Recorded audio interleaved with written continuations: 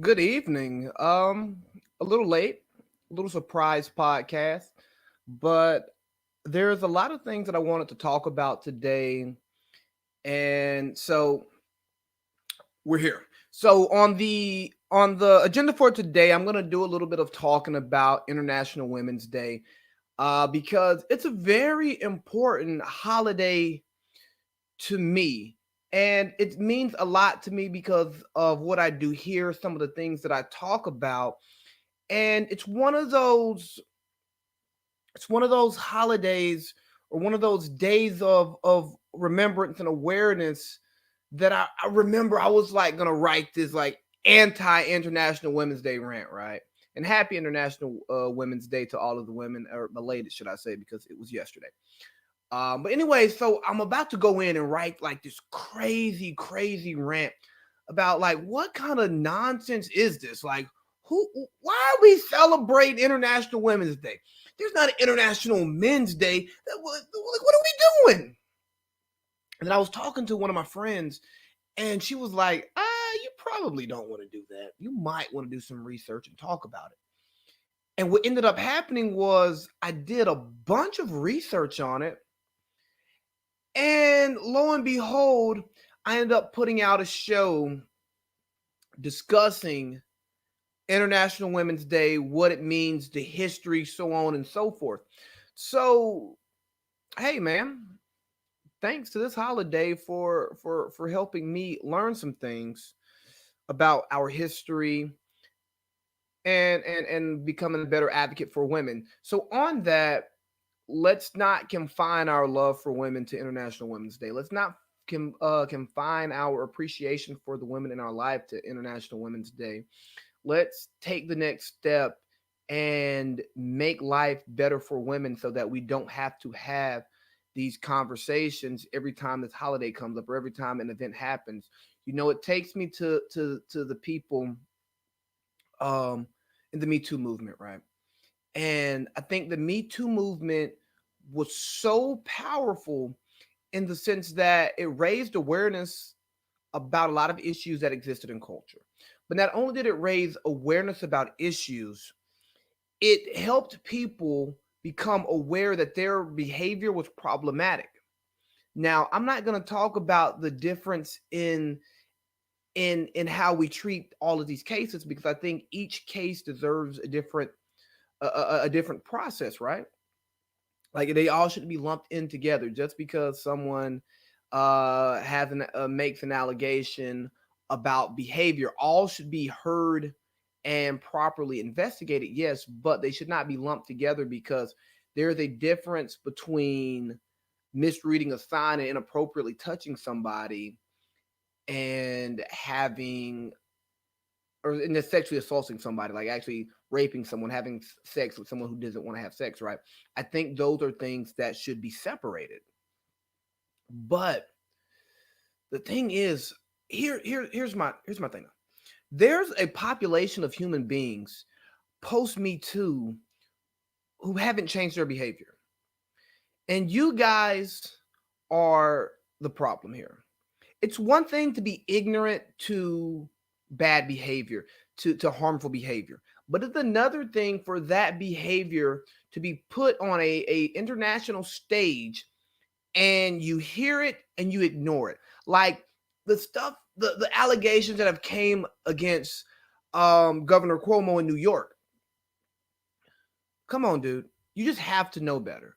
You have to know better in the position of power that you're in, with the climate that we currently live in today.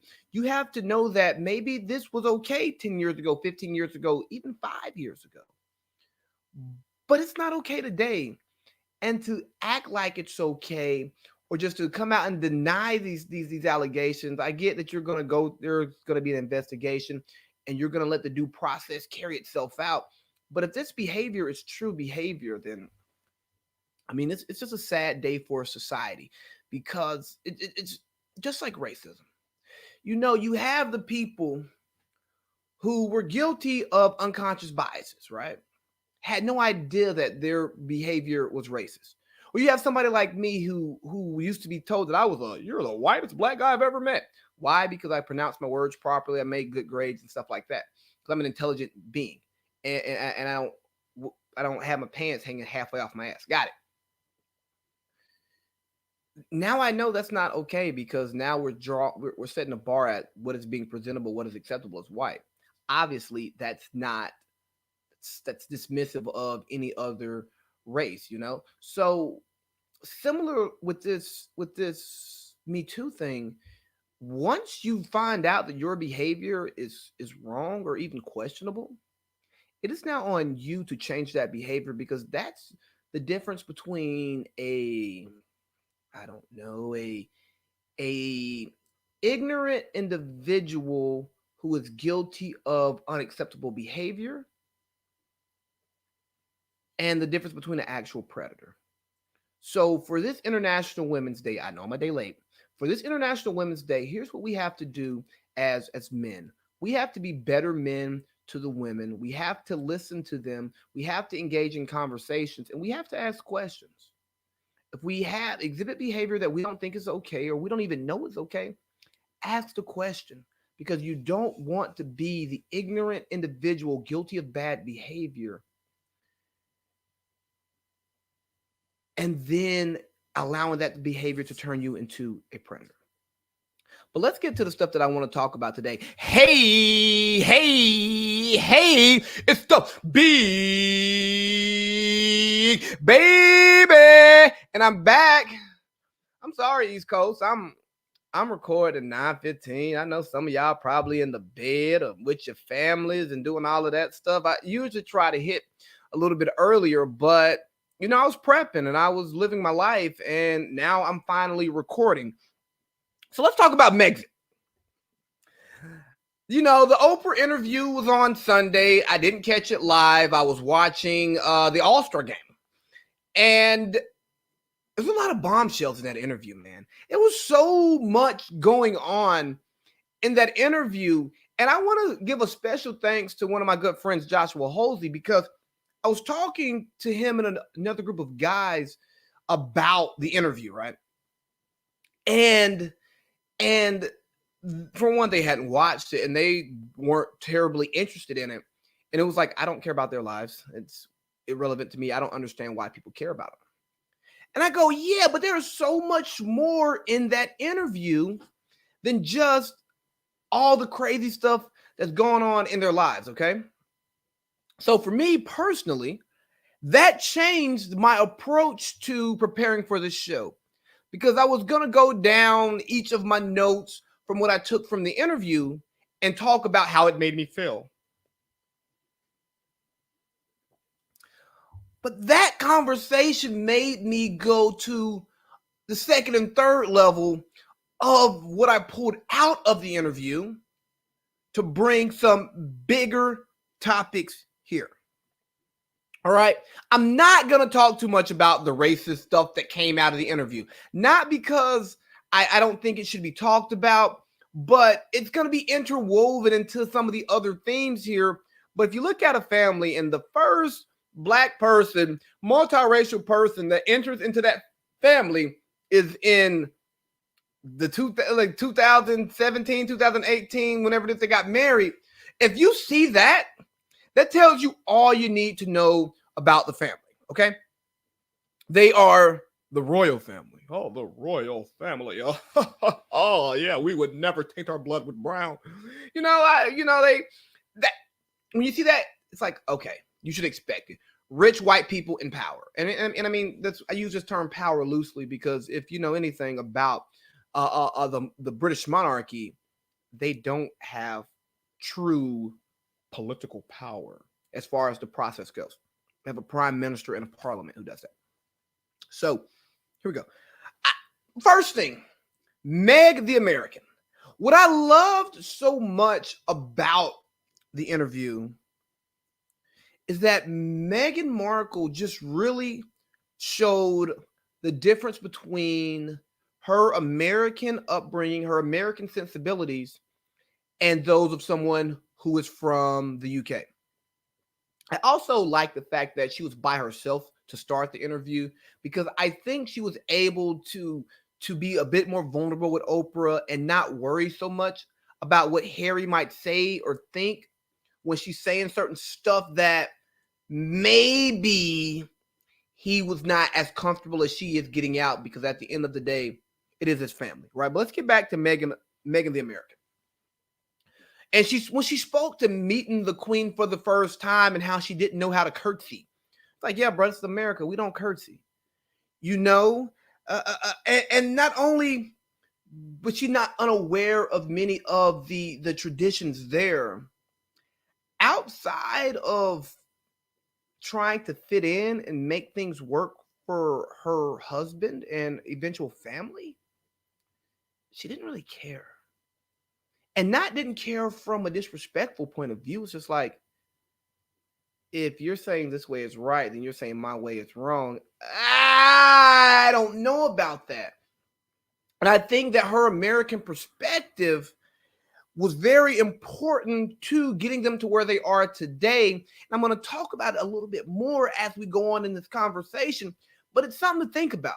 And you hold on to that Americanism, because not only was she an American who didn't care about these traditions, she was someone who had her own shit. You know, she didn't necessarily need the royalty. Not necessarily. She didn't need the royalty to be famous. I mean, honestly, I wish she could have stayed on Suits, and maybe that show would still be on right now. So because of that, she's going into the relationship from a place of power. And power in the sense that, look, I don't need y'all. I can go make my own money. I'm already rich. I'm living my good life. And because she came from, like, she talked about working jobs and being like a waitress type job, and then like getting her first job at 13, and then, you know, working her way through school and acting and all of that stuff. You know, I got my own celebrity. I don't need to be wearing no crowns and being this fictitious leader. But the big thing about it is that she didn't treat these humans as if they're deities. And I think as human beings, we tend to give people in positions of power entirely too much respect. And not respect in the sense that we're going to just talk crazy to them or around them, but in the sense that we hold them above the standard of humanity. We treat them like they are gods, lowercase g. And they're not. They are humans. They're human beings. They're people, right? So when it came time to go through this process, this grueling process that she went through trying to assimilate into this culture, she didn't view those people the same way that those around her did. Because some people are like, it's the queen, it's the royal family. It's like, all right, yeah, bro, this is my boyfriend's grandmama. This is my boyfriend's family. And because I didn't grow up in this culture, I know that they're royalty, but I don't even know what that means because of the American experience with Great Britain. We as a country wanted to be as far away from having the appearance of royalty in our making. Now, I can talk about how we say we don't have it, but we really do. But again, that's a different conversation for a different day. So because she did not deify these people, you know, it was like, whatever, bro. I don't need you. I don't have to have you. And what I've seen in some of the backlash is that we have people defending institutions over people, right? And it's something that I'm seeing here in America as well. I see it all over, and sometimes I'm guilty of it too.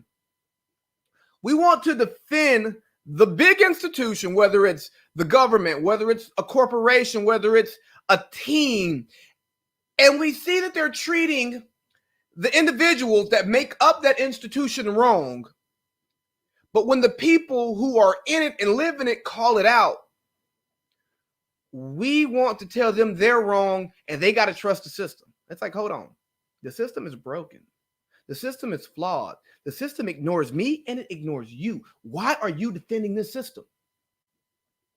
Meghan found herself in a situation where her situation wasn't hearing her out. She's like, hey, man, look, HR, I'm going through some stuff.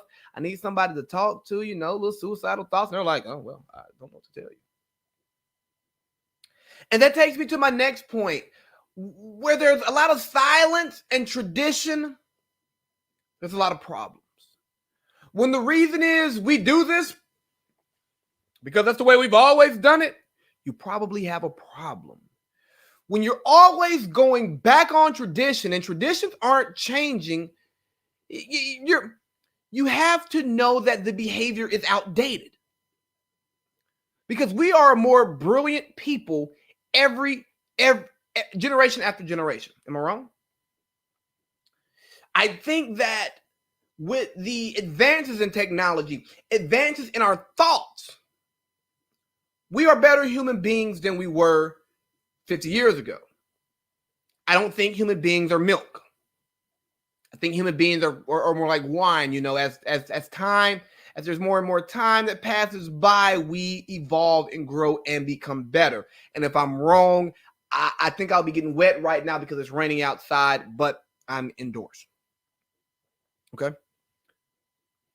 So, with the traditions of royalty, the thoughts towards royalty and towards those who are not of that ilk, come on, man. How do you think they see them? This American actress, this little black American actress trying to, come to our family, take it over. Trying to change Harry's ways of thinking. Trying to open his eyes to stuff that maybe he didn't care as much about. I don't know, but it has to be something. It's not nothing. And then you see they tried to quiet her. And anytime you're trying to keep somebody quiet, you have to know that what you're doing is wrong. Because why not be an open book? Why say, hey, don't read the tabloids? Okay, maybe it's probably good for her not to read the tabloids because you don't know what they're saying. And that got to be awful for your mental health. It's just like, hey, don't read your mentions. If you are a public figure and you speak a lot, you put a lot of stuff out there, you probably don't want to read your mentions. You probably don't want to read the comments, because if you consume so much of that negative energy on and on, it's going to take a toll on you. And we see that now, man. How many people that are in the limelight, actors, actresses, singers, dancers, athletes who talk about how depressed they are because of what they hear about themselves and how they have this negative view of who they are and what they do, because they see the hate more than they see the love. Because it's easy to tell somebody, oh man, this is trash, oh, this is stupid, than it is to say, oh, I love this, I like you. And then she couldn't go outside, man. They told her, hey, Meghan, you stay in the house. You're getting too much airtime. You can't go outside. And I haven't left in 4 months. What does that tell you? They're trying to keep her quiet. They're trying to keep her sheltered because maybe they're embarrassed, or maybe they're afraid that because she's not of them, she's going to reveal to the world who they are. Good foreshadowing, by the way, because she did. And then lastly, when you hear about the palace hosting the tabloids for their Christmas parties, that's all you need to know. You have the palace in the media's pocket, the media in the palace's pocket. And there are words to the effect that they have to massage those relationships because there are things that they want to protect.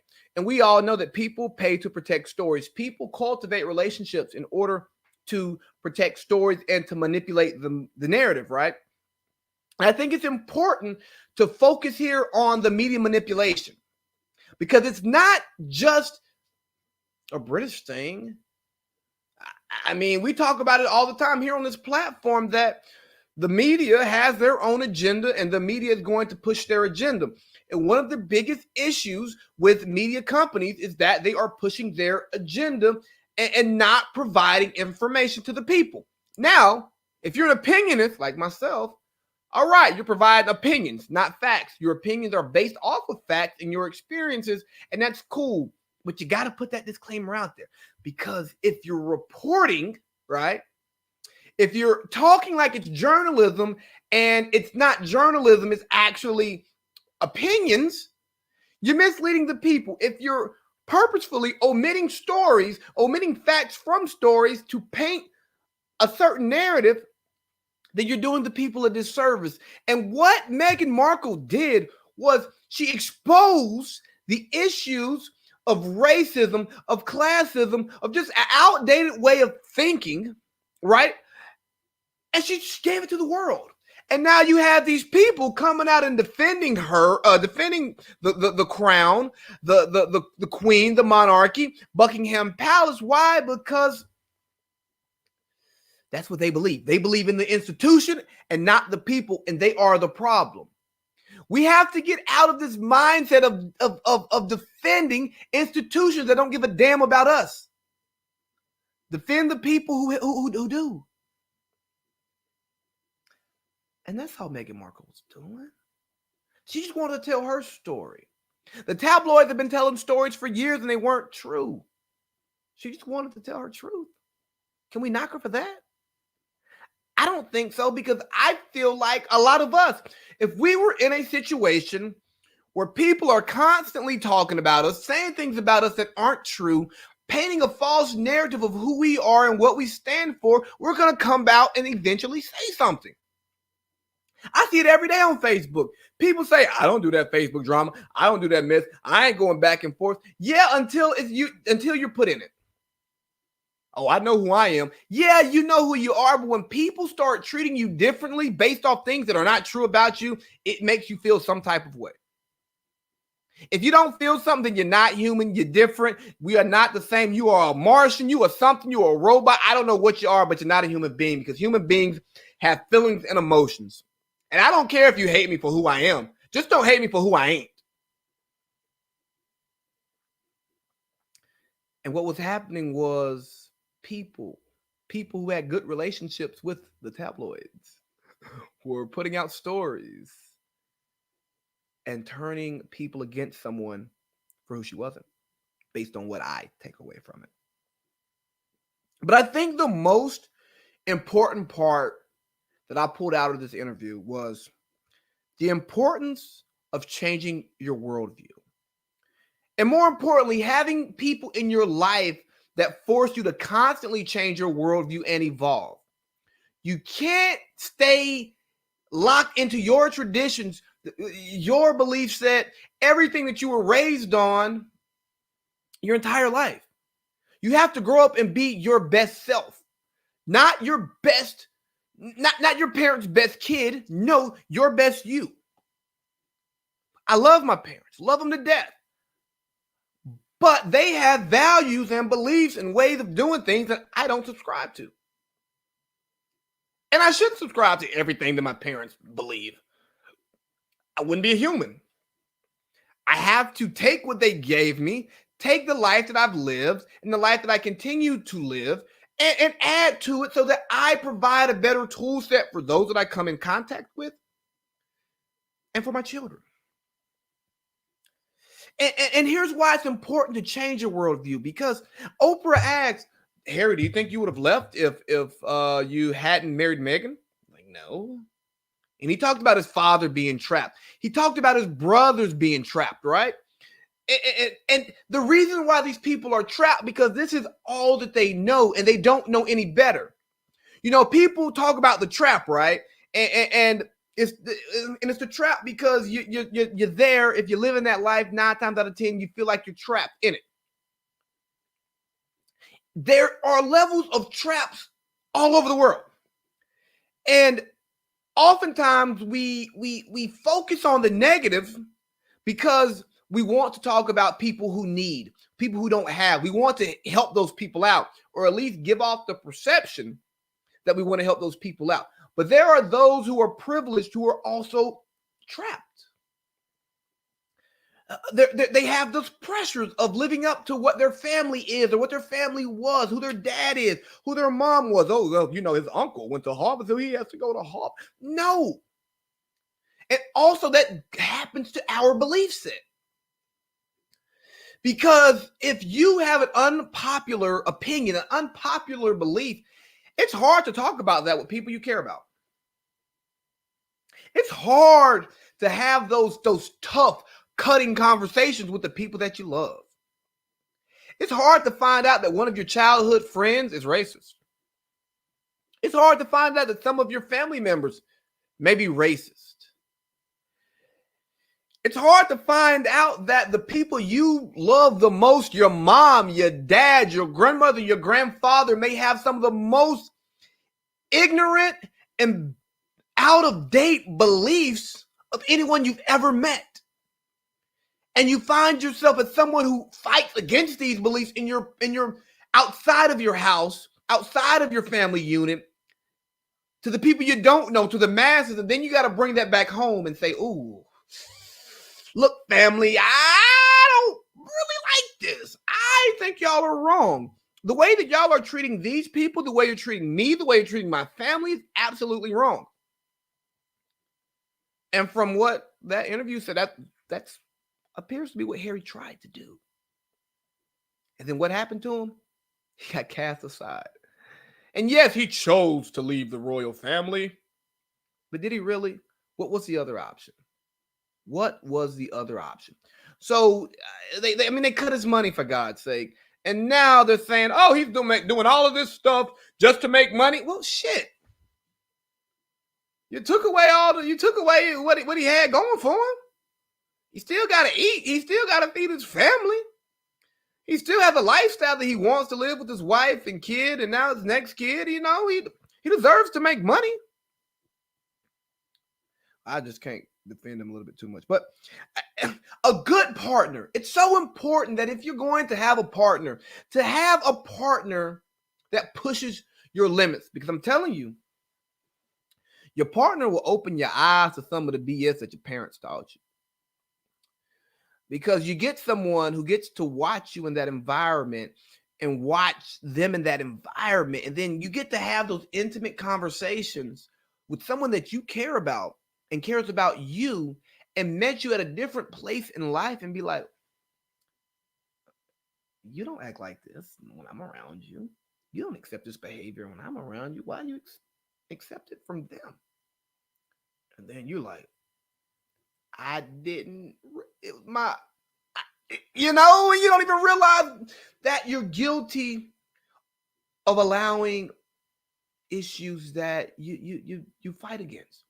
And he spoke about not being aware of unconscious bias and how Meghan helped him find that. And it's great. That's what you want to see. But my biggest thing I want to take away I want you to take away from what I took away from this interview is, right, it's great to be an American. And people, and there was words about how this has embarrassed the royal family. Americans are going to think the royal family is racist. Let me tell you something. We don't give a shit about the royal family. We barely care about our politicians that we vote for. You think we give a damn about some family that's the royalty because of their bloodline, but they don't really have power, and we don't even really know that because we don't care about British history? Give a damn about that family? Most of us don't even care about our next door neighbors. Why would we care about some family in some country that we don't live in? We don't. But next, silence and tradition. Be afraid of silence and tradition, because if people are being a little too quiet or they always falling back on tradition, expect there to be some bad behavior followed by it. And then lastly, the importance of changing your worldview. Constantly surround yourself with people who think differently from you, people who will challenge your beliefs, people who will expose you to things that you never thought about, things that you may have never seen before, people that you've never seen before. And from my experience, it makes life a little bit better for you. But if you're mad at Harry and Meghan for trying to clear their names, you're the problem. If you're going to go out here and act like that Candace girl, Candace, not Candice, not the homie Candice, the young queen Candice. No. That Candace Owens girl. And you're going to ridicule somebody who was going through a tragic point of their life, a low point of their life, and say words to the effect that it's problematic for her to be suicidal while carrying a kid. Well, yes, it's problematic. Absolutely, it's a problem. But to judge her, I can't get with. Did she do it? No. And as a parent, do we want people committing suicide with kids in their body? No. Should you be happy to be bringing forward life, bringing new life with the person that you love? Absolutely. But that does not eliminate all the things that are going on around you that can have you in a low place. Two things can be true. You can be happy about being a parent and still be depressed about the life that you're living. I'm not a parent. I have not been put in that situation, but I can tell you that I've been in a very great space inside of my house, but in a terrible space everywhere else. And that weight bearing down on you can get heavier than what you have picking you up at home.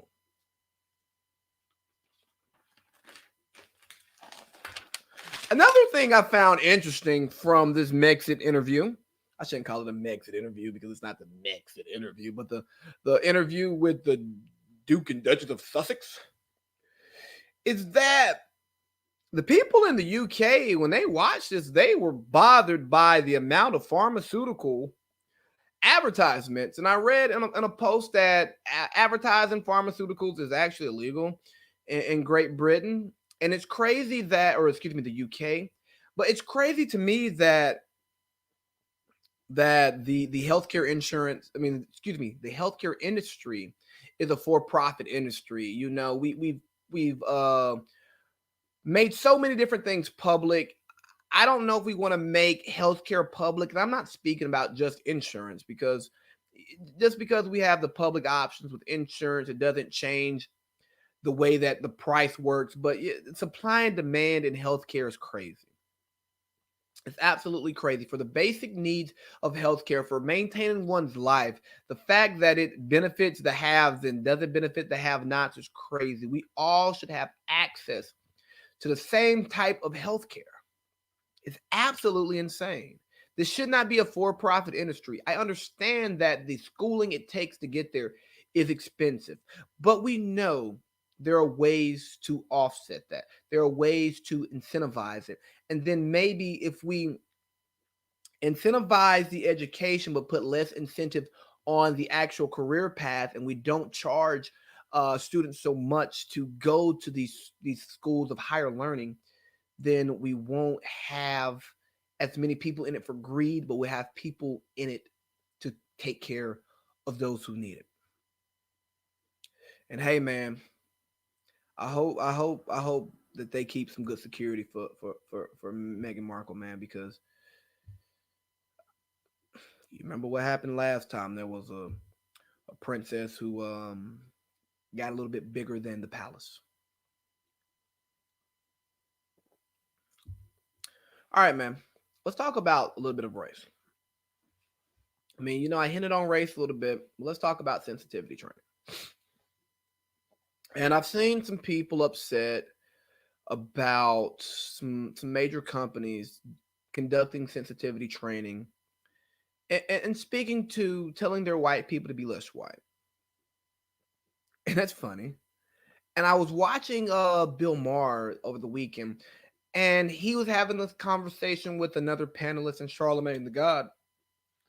And, excuse me, the two white guys had no idea what it meant to be less white.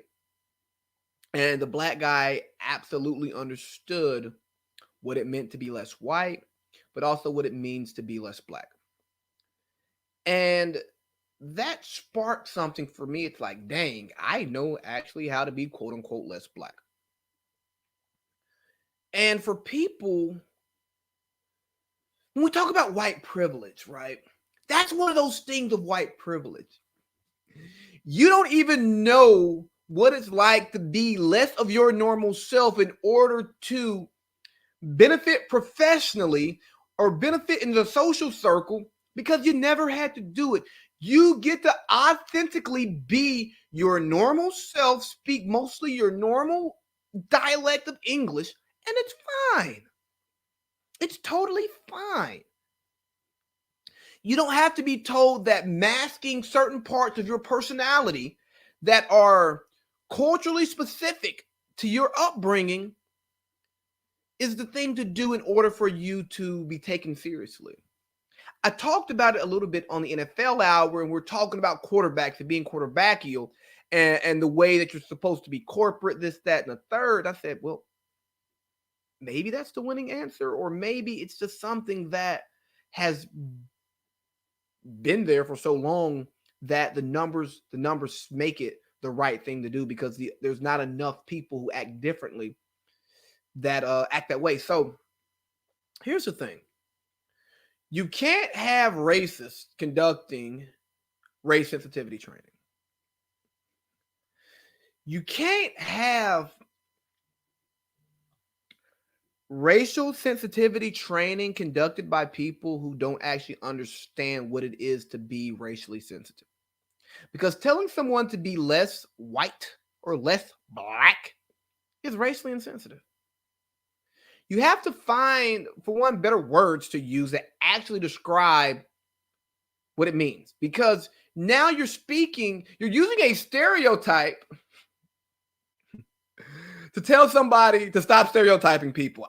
I just don't think that's the one. It's like, hey, stupid.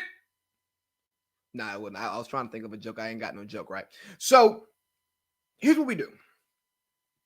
For racial sensitivity training, what we have to do is we have to create a group of people from different walks of life, different colors, different races to come up with a plan. And in those conversations, you have to make sure that the people who are conducting the training are trusted by the people receiving the training. Because if I don't trust you, you're not going to come in here and tell me the way that I am is wrong. I'm going to be less likely to receive it. This is human behavior.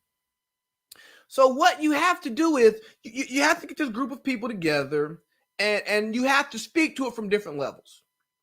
You have to educate those, empower, particularly the white people, the behaviors that they need to unlearn.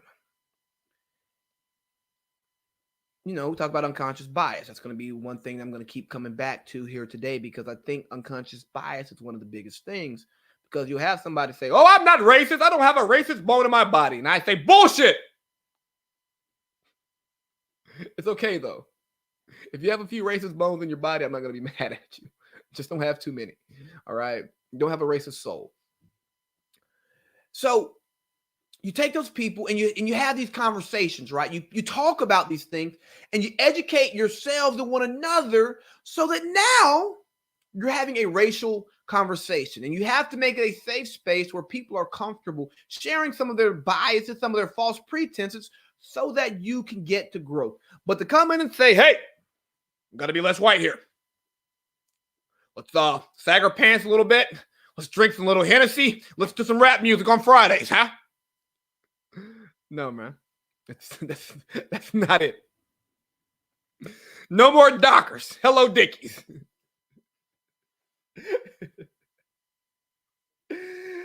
We're not playing golf this weekend. We're playing basketball.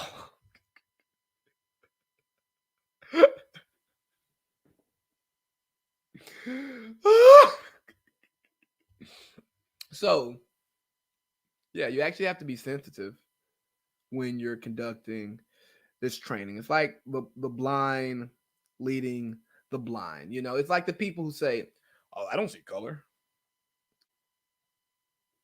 You don't? Are you colorblind? I want you to see color. I want you to acknowledge my color. I just don't want you to treat me any differently because I got it. Okay? So I saw this funny meme. It was talking about people who don't see color, and then it was like somebody drinking a bottle of Flint water. You sure you don't see color? Because I like clear water. I don't want my water to look like beer. Now I want my beer to look like beer and my water to look like water, but I don't want my beer to look like water and my water to look like beer. So we have to be sure that we are aware of what's going on. We're not being blind. We're not blind to the things around us that are wrong. We just take them head on. You know, and that's one of my issues with cancel culture is that we don't take issues head on. We want to get rid of it, hide it, say, oh, no, go away. It's like, no. Let's not just send it away. This is not a criminal that we're sending to prison, which you know how I feel about that too. This is somebody. This is an issue that needs to be addressed, talked about, and rehabilitated. It's like, oh, this affects my mental health. I'm going to shut this off. It's still going to affect your mental health when it comes back again. Like, you know, triggers are meant to be pulled, right? They just have to be properly aimed so you hit the target. So when your triggers get pulled, you have to be able to properly aim that trigger so it hits the target and it does not affect you and your mental health for an extended period of time. Okay. And so then there was another conversation that was spun off of this conversation about reparations. And the idea of reparations to reimburse descendants of enslaved individuals is a hard pill for a lot of people to swallow.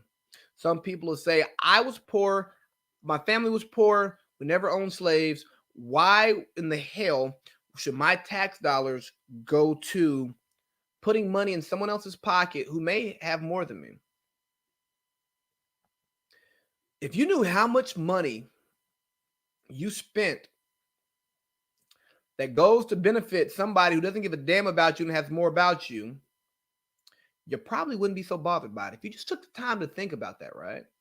But I know because it's reparations and it's giving black people money, it just hits people a different way. So if you just think about donating to a politician, all the stuff that happened in filthy, dirty Washington, all of the money that gets passed around and kicked back. You know, you scratch my back here with this policy, I'll scratch your back here financially. We don't care about that. All of the money that is wasted by various branches of government, various institutions within the government. We don't care about that. I mean, it's easy to point to the F-35 as something that was, you know, those funds were, you know, we overspent and we still haven't received what we wanted. If you look at it that way, what's the problem? We bailed out. We bailed out the car industry back in 08. We didn't really have a problem with that. We gave businesses money during COVID. We're still giving small businesses money during COVID through the SBA. So I think that we give a lot of people money, but it's presented to us in a way that's palatable. And reparations for descendants of slaves isn't palatable.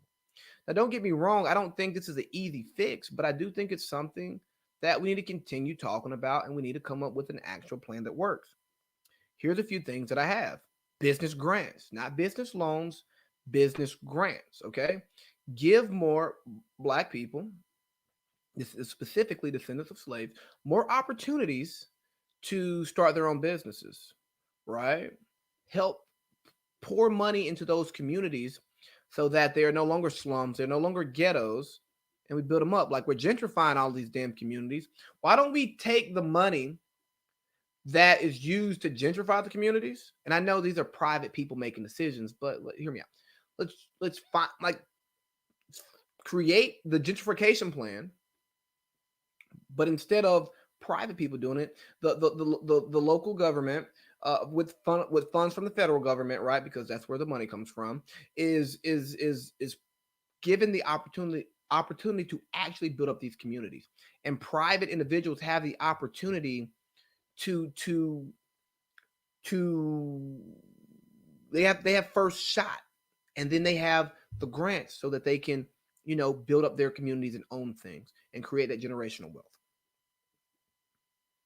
Let's look at home ownership. One of the big things, I saw another post about the difference in like the average income of a black family and a white family was like astronomically different. And the biggest thing was home ownership. Hey man, we give veterans the opportunity to buy homes with no cash down, VA loan. Let's create a similar plan for descendants of slaves. And again, I know some of you may not like the rich getting an opportunity because there are rich black people who are descendants of slaves. And if we want to cut it off at something, I mean, maybe I don't necessarily agree with that. But if we're going to cut it off, then we cut it off. We list a cutoff if your net worth is this, or this. But I still think all descendants of slaves deserve something. I mean, Jesus Christ, you uproot us from where we are, bring us over here, treat us like shit for all these years, and then expect us to say, "Oh, hey, can I join your family?" Like, come on, man, stop it. Forgiveness, man. Let's look at ways to forgive some debts and some loan. Like we bail out so many other people. Let's bail out people who were put in impoverished situations, and you know they're still poor. Re-education. I'm not saying that the 1619 project is the right answer, but I'm saying it is an answer. And something like that is very important because I think that another part of breaking down some of these racial barriers is proper education. And we've been miseducated for so long that people build these negative views of people who are unlike them because they don't know any better. You have black people not even thinking that we are worth a damn, that don't not realizing our contributions to this country because the education is not given to us through our schools. We send our kids to school to receive the education, but yet they don't get it. And with that education, it's building up the schools in our neighborhoods so that our kids have adequate classrooms, classroom sizes, adequate resources, competent professionals who are there to actually see them grow and not people there collecting a check. Again, I know that's hard. But what I'm asking for is damn near a stimulus for the black community. And yes, should there be some cash put in people's pockets, bank accounts? Yes, but I think it's more important to create better infrastructure so that the money just doesn't go back into the economy. And now you've given, oh yeah, we gave you reparations. Now you got to shut the hell up. Now we gave you reparations, but then the cycle repeats itself. It's kind of like the movie Trading Places. Eddie Murphy was on the street and Dan Aykroyd was living the life. They swapped places, and Eddie Murphy kept business going while Dan Aykroyd just kept finding himself on this rat wheel of issues. Okay. And what that movie shows us is that so many of us are a product of our environment. Do we have those who come from a good environment and just fuck it up? Yeah. Do we have those who come from bad environments and offend? Absolutely. But for the most part, you pretty much finish where you start.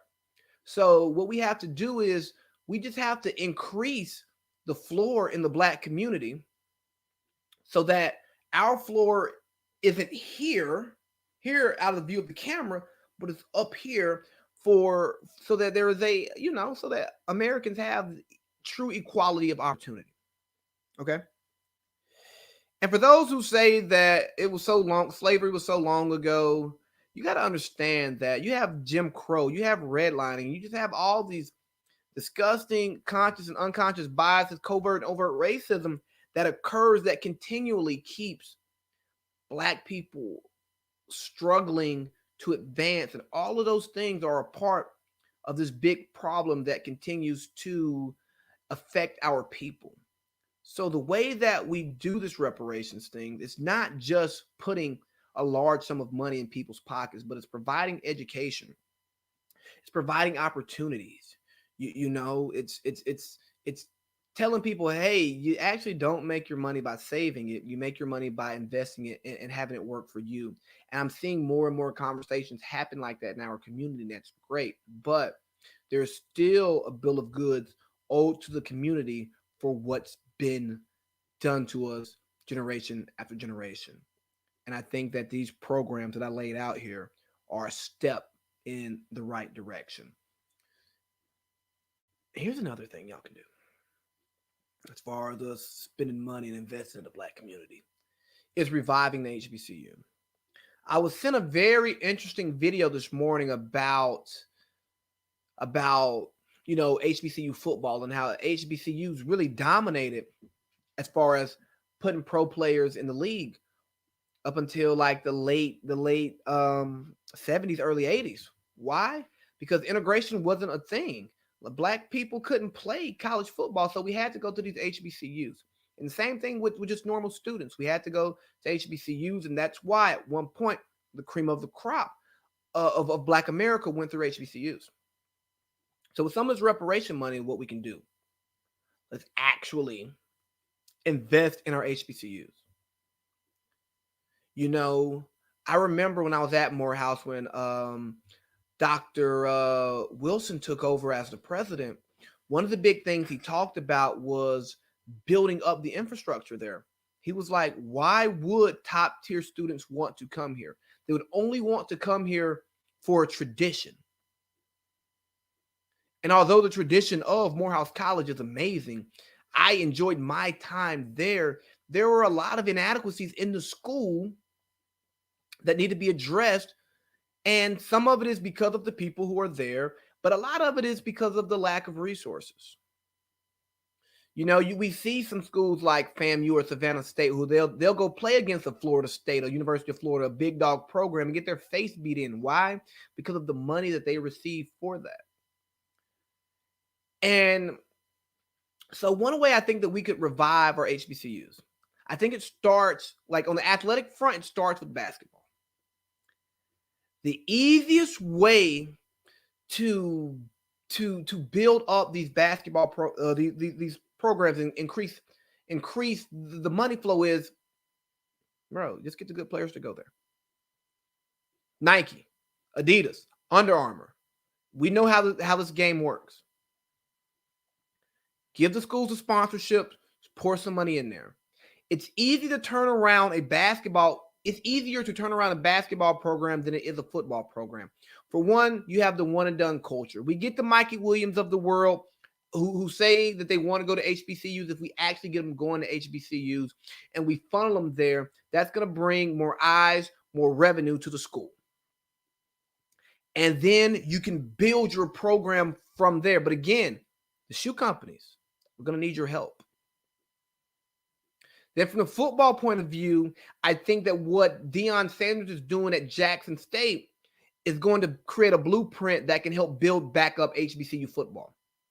Because if you get a Deion in there, he has the access to more resources than your average coach does. He knows more people. He works for the NFL Network. You know, he can get in contact with any coach, any organization in the league as a Hall of Famer and an NFL analyst. Okay. And guess what Primetime can do? He can sit down in anybody's living room and tell them why he can benefit their son more than some of these other coaches can.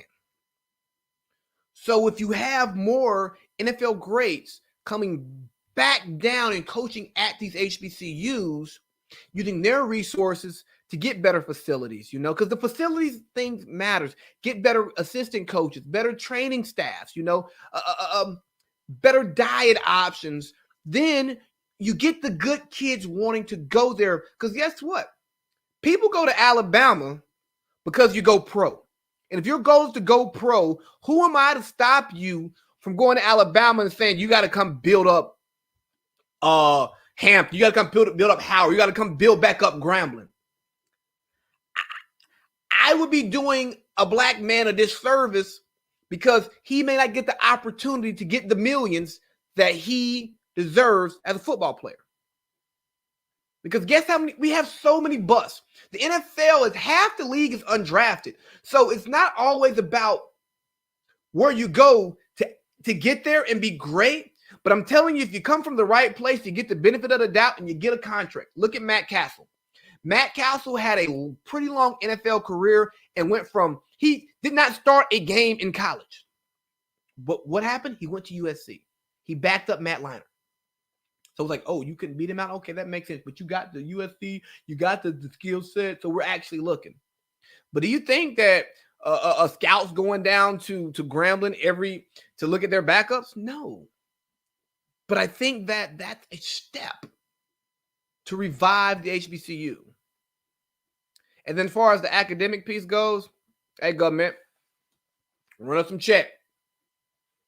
Run us some check so we can, build up so we can have better STEM programs. Run us some check. Incentivize top-notch professors so they actually come back and teach at these institutions. Let's just pay them more. Government just subsidize what the school can't pay and make it competitive, because that's the problem. The rich get richer, and those who don't, they can't even continue to elevate because there's just a finite amount of resources. And when there's a finite amount of resources, you're going to have people reach and grab, because the ones up top can get more than those at the bottom. It's like during this pandemic, we saw the stock market booming while we saw unemployment at record highs. Why? The rich got richer, the poor got poorer. The same thing is happening in schools, and I think that if that's a way to revive the HBCU, just create more programs, funneling top students there and top professors there, but the top students need to see the results from the schools in order to actually want to go. Because guess what? Ain't nobody trying to stay in no raggedy building and eat some bullshit food. But you only can spend what you have. All right. Next, let's talk about raising awareness. I think raising awareness to issues is really important, but I think that creating the conversation and putting actions behind awareness is way more important. So I saw something interesting. Space Jam, right? Because so much awareness has been raised about the way we view women and the over-sexualization of things in society, you see Lola Bunny have a totally different physique. I don't have an issue with that. And then also you see Pepe Le Pew removed from the movie.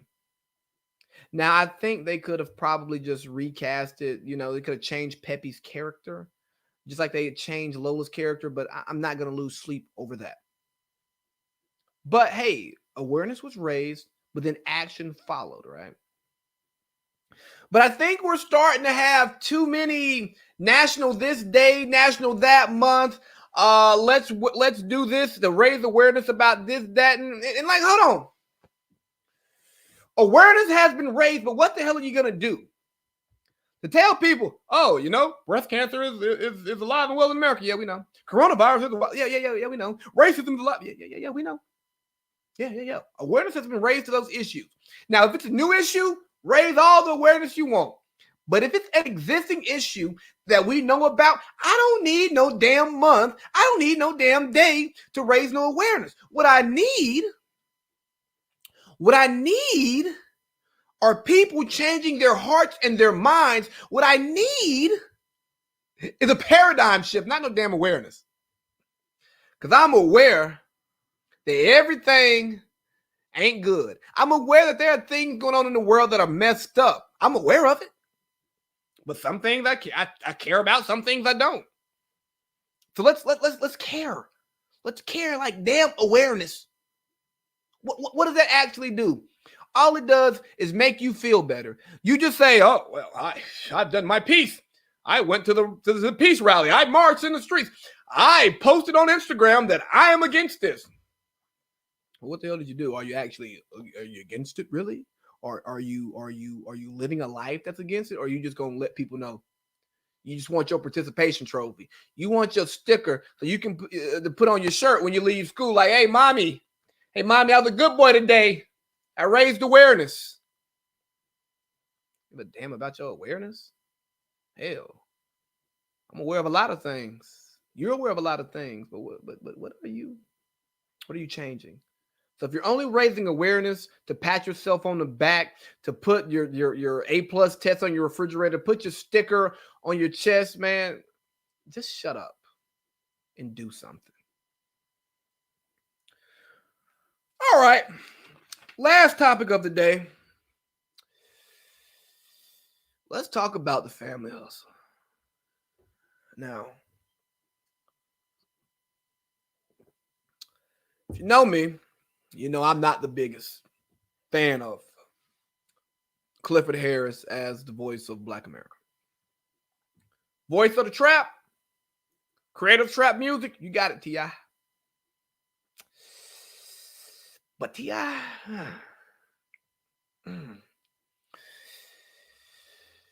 let me talk about some of my issues with the Black media, especially hip hop media. We pick and choose who we want to elevate and denigrate based on how we feel about them, right?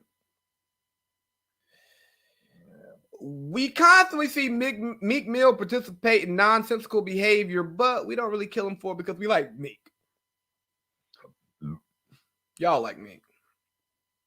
T.I., he's successful. He's on TV with his family. Got the businesses. When something bad happens, he's the first to come out and say, we are not going to have this and justice is coming expeditiously. Well, look like justice is coming for your ass expeditiously. The hip hop stuff that I listen to, they're quiet about T.I. And here's the thing. Do I want to see everything that he's built go away? Not if he's innocent.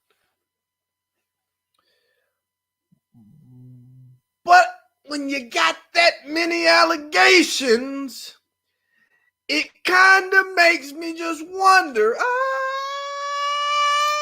tell what you doing. You putting your tip in place, you ain't got no business putting it in. So, for those who don't know, years, T.I. and his wife Tiny and some people in their inner circle are being accused of drugging and having sex with some people, and even one person was like 17. So like that's what they're doing. They're having crazy wild sex parties. Now, if you're into the crazy wild sex parties, have at it. I am not the one to stop you from doing what's fun for you. If that's fun for you and it's consensual, do you, boo-boo? Have a great time. Because you're not going to tell me what I'm going to do in my bedroom, so I'm not going to tell you what to do in your bedroom. Obviously, with consent and stuff. Like that's understood for this conversation. But I just see that it's been so quiet about T.I. and it's somewhat bothersome. Again, I'm not saying that we got to lock him up and say he's guilty because we don't know. But it definitely beckons the conversation. It's something we should raise awareness about. We want to raise awareness about any and everything else, but when something actually hits home, we don't want to raise awareness about it. Why? Why? Because we don't want to see the people that we care about as bad people. Because if you're my age, you've had T.I. in your life for the majority of it. You had you had boys. Damn, what's that song called? Dope Boys. There we go. Dope Boys in the Trap. Yeah. Then you got 24s. You got the verse on Never Scared. Oh my God, one of the best feature verses ever. You got Bring 'Em Out. You got all of this great music. You've watched him on TV with his kids and his wife, and you grew to love the family. But meanwhile, there was a dark side that wasn't happening on TV. And just like Uncle Bill Cosby, when you put on that persona of the family man, and it's almost like you're overcompensating for your demons in your closet. We talked about it earlier, tradition and privacy. If there's too much privacy going on, it's probably a problem. And I just think we have to be fair with these people. Just because I like you does not mean that I cannot talk about your issues. I can definitely say, hey, that's wrong. You should be better. And I should do that. But for one, I don't particularly like T.I. because I don't know T.I. I don't know Tiny. But if they are guilty of these sex crimes, then man, y'all want to counsel folks. Can't play bring them out no more before the basketball game. No more escape. No more little secrets and keeping it. See, Tiny, that was your little secret, and that's how y'all should have kept it. But y'all didn't keep it a secret because y'all was doing shit y'all didn't have no business doing, allegedly. But it also brings me to, man, we got there's a sick sexual culture in this world. You know, I saw a post talking about not using the word pedophilia anymore to describe people guilty of child sex crimes, to say it's not all abuse. Yes, it is. Having sex with kids is abusive. And I don't know how we break away from this terrible, terrible sex culture we're in.